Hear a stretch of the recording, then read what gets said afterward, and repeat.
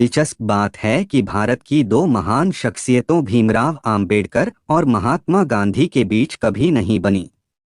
दोनों के बीच कई मुलाकातें हुई, लेकिन वो अपने मतभेदों को कभी पाट नहीं पाए। आज़ादी से 2 दशक पहले आम्बेडकर और उनके अनुयायियों ने खुद को स्वतंत्रता आंदोलन से अलग कर लिया था।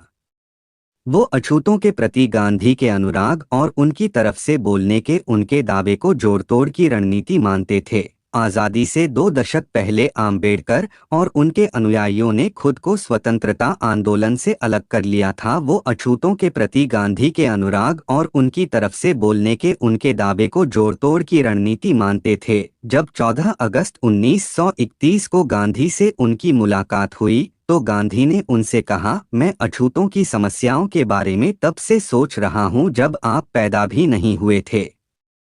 मुझे ताज्जुब है कि इसके बावजूद आप मुझे उनका हितैषी नहीं मानते। धनंजय कीर आम्बेडकर की जीवनी doctor Ambedkar life and mission में लिखते हैं, आम्बेडकर ने गांधी से कहा, अगर आप अछूतों के खैरख्वाह होते तो आपने कांग्रेस का सदस्य होने के लिए खादी पहनने की शर्त की बजाय अस्पृश्यता निवारण को पहली शर्त बनाया होता। किसी भी व्यक्ति को जिसने अपने घर में कम से कम एक अछूत व्यक्ति या महिला को नौकरी नहीं दी हो, या उसने एक अछूत व्यक्ति के पालन पोषण का बीड़ा न उठाया हो, या उसने कम से कम सप्ताह में एक बार किसी अछूत व्यक्ति के साथ खाना न खाया हो, उसे कांग्रेस का सदस्य बनने की अनुमति नहीं दी जानी चाहिए थी। आपने कभी भी किसी जिला कांग्रेस पार्टी के उस अध्यक्ष को पार्टी से निष्कासित नहीं किया जो मंदिरों में अछूतों के प्रवेश का विरोध करते देखा गया हो। 26 फरवरी 1955 में जब बीबीसी ने आम्बेडकर से गांधी के बारे में उनकी राय जाननी चाहिए तो उन्होंने साफ शब्दों में कहा, मुझे इस बात पर काफी हैरानी होती है कि पश्चिम के देश गांधी में इतनी दिलचस्पी क्यों लेते हैं। बचपन से ही अपनी जाति के कारण आम्बेडकर को लोगों के भेदभाव का शिकार होना पड़ा। 1901 में जब वो अपने पिता से मिलने सतारा से कोरेगांव गए तो स्टेशन से बैलगाड़ी वाले ने उन्हें ले जाने से इनकार कर दिया। दोगुने पैसे देने पर वो इस बात के लिए राजी हुआ कि 9 साल के आम्बेडकर और उनके भाई बैलगाड़ी चलाएंगे और वो पैदल उनके साथ चलेगा। 1945 में वायसराय की काउंसिल के लेबर सदस्य के रूप में भीमराव आम्बेडकर उड़ीसा, आज का ओडिशा, के पुरी में मौजूद जगन्नाथ मंदिर गए तो उन्हें मंदिर में प्रवेश नहीं करने दिया गया। उसी साल जब वो कलकत्ता, आज का कोलकाता, में मेहमान के तौर पर एक शख्स के यहाँ गए तो उसके नौकरों ने ये कहते हुए उन्हें खाना परोसने से इनकार कर दिया कि वो महार जाति से हैं। शायद यही सब कारण थे जिनकी वजह से आम्बेडकर ने अपनी जवानी के दिनों में जाति व्यवस्था की वकालत करने वाली मनुस्मृति को जलाया था। आम्बेडकर अपने ज़माने में भारत के संभवतः सबसे पढ़े लिखे व्यक्ति थे। उन्होंने मुंबई के मशहूर एल्फिस्टन कॉलेज से बीए की डिग्री ली थी। बाद में उन्होंने कोलंबिया विश्वविद्यालय और लंदन स्कूल ऑफ इकोनॉमिक्स से उन्होंने पीएचडी की डिग्री प्राप्त की थी।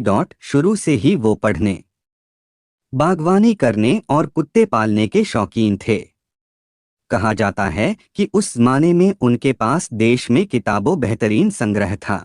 मशहूर किताब इनसाइड एशिया के लेखक जॉन गुंथेर ने लिखा है कि 1938 में जब राजगृह में आम्बेडकर से मेरी मुलाकात हुई थी तो उनके पास 8000 किताबें थीं।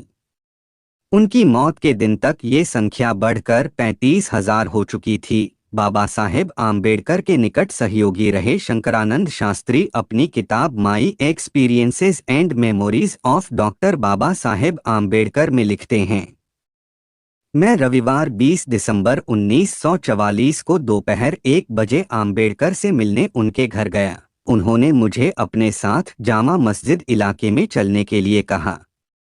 उन दिनों वो पुरानी किताबें खरीदने का अड्डा हुआ करता था। मैंने उनसे कहने की कोशिश की कि दिन के खाने का समय हो रहा है, लेकिन उन पर इसका कोई असर नहीं हुआ। जामा मस्जिद में उनके होने की खबर चारों तरफ फैल गई और लोग उनके चारों ओर इकट्ठा होने लगे। इस भीड़ में भी उन्होंने विभिन्न विषयों पर करीब 2 दर्जन किताबें खरीदी। वो अपनी किताबें किसी को भी पढ़ने के लिए उधार नहीं देते थे। वो कहा करते थे कि अगर किसी को उनकी किताबें पढ़नी हैं तो उसे उनके पुस्तकालय में आकर पढ़ना चाहिए। करतार सिंह पोलोनियस ने चेन्नई से प्रकाशित होने वाले जय भीम के 13 अप्रैल 1947 के अंक में लिखा था, एक बार मैंने बाबा साहेब से पूछा था कि आप इतनी सारी किताबें कैसे पढ़ पाते हैं। उनका जवाब था, लगातार किताबें पढ़ते रहने से उन्हें ये अनुभव हो गया था कि किस तरह किताब के मूलमंत्र को आत्मसात कर उसकी फिजूल की चीज़ों को दरकिनार कर दिया जाए। उन्होंने मुझे बताया था कि 3 किताबों का उनके ऊपर सबसे अधिक असर हुआ था।